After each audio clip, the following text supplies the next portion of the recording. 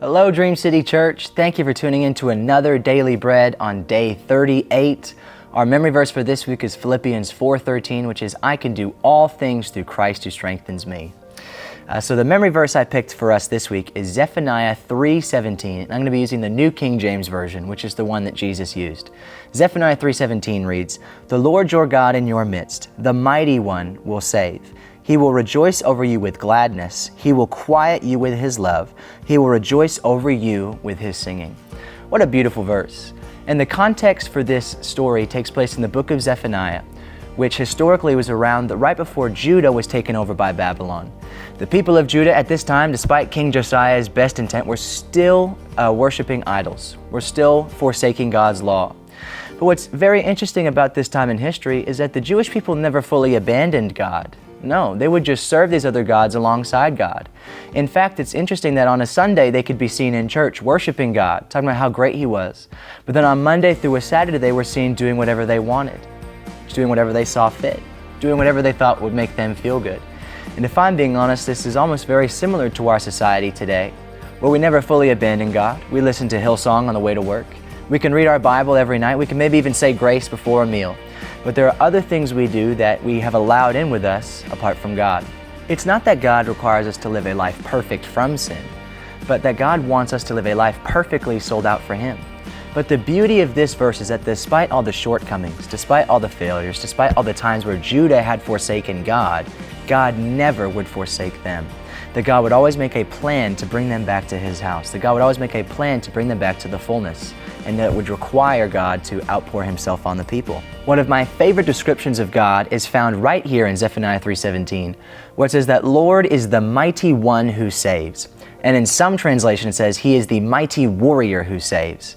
And what I love about this is so often we can almost neglect or just forget about this aspect of God.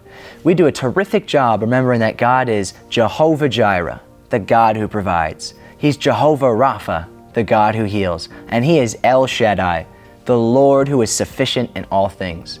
But if I'm being honest, sometimes I think that we can forget about the fact that God is our mighty warrior. That there's nothing that can stand in between you and God that He won't solve. That there's no prayer, no belief, no stronghold in your life that He can't overcome. And there's also nothing that He won't prevent from getting to you. Not only is a warrior sometimes used for defense, but a warrior is used for offense. That sometimes God will have to break a thing in me, in my life, to bring me back to Him. And sometimes I have to ask God to break something in me so I can go after Him. You see, God can save us from any situation, even something as big and scary as a Babylon.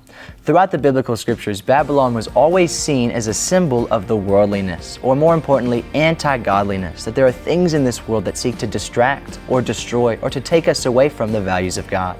But nothing of that can ever compete and compare to the power of God. He's the mighty warrior who saves. God is not only capable to destroy the Babylon in our lives like He did the ancient Babylon in the Bible that we read, but He does so with rejoicing and with singing. And what I love about this verse is because some of the greatest memories I have in my life is when my father would drive me to school and we would sing songs together. The songs would range from the 1970s disco, Boney M. Rasputin, to modern day Hillsong. We had a wide variety, but some of the most favorite memories in my entire life was when I was able to sing with my father. There's something so powerful about singing with your father. You can just let loose, you can enjoy, and for a split second, you kind of forget what real life is like. And that's the exact thing that this God can do. Not only is He a mighty warrior, but He wants to sing with you in your paradise. He wants to sing with you in your tomorrow. He wants to sing with you about that breakthrough that you're going to have. He's going to sing with you about the times that you used to be lost, but now you're found. He wants to sing with you about the miracles you have in your life. God is so all-encompassing. Not only is He strong, but He's loving. Not only is He just, but He's caring. Not only is He a mighty warrior, but He's also a songwriter. God has a song for all of our lives. Our God is a God who saves, just like Superman. Except the difference between our God and Superman is that when Superman would save someone, he would dust off his shoulders and he'd fly away. But when our God saves us, He stays with us. That there's nothing that our God won't do to see His beloved, His children, or His inheritance prosper in the field that they're in. One of the most incredible things about this 50-day campaign was the 21 days of prayer. I'm sure many of you watching were a part, and I hope many of you had your prayers answered. One of the greatest things I saw was that we had people from ages 1 to 100 praying and believing God to see a miracle, not just in their lives, but the lives of those around them. In fact, majority of the prayer cards that I saw weren't even for their own lives. It was for their fathers, their mothers, their husband, their wives, their children, even their friends, even their pastors of the church, which just made my heart so happy. Because we understand that our God is not just a loving God. He's not just a just God.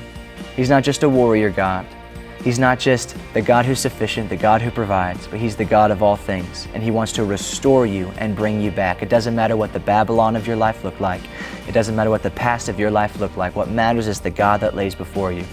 So friends watching this right now, I want you just to remember this memory verse, Zephaniah 3:17. The Lord your God is in your midst. The mighty one will save. He will rejoice over you with gladness. He will quiet you with His love.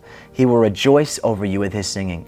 There is never a moment that God does not want to bring you back. Although it may be hard, although it may be scary, understand that God's whole goal in life is to bring you back to be with Him, with gladness and with a song. I want to ask you all this morning, before we leave, what's the song on your heart?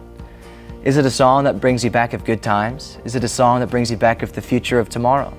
Or is it a song that sadly you found yourself singing too often, that you're needing someone to step in? Whatever that song is, bring it to God today and ask Him to rejoice over it with you. Thank you, Dream City. We'll see you next time.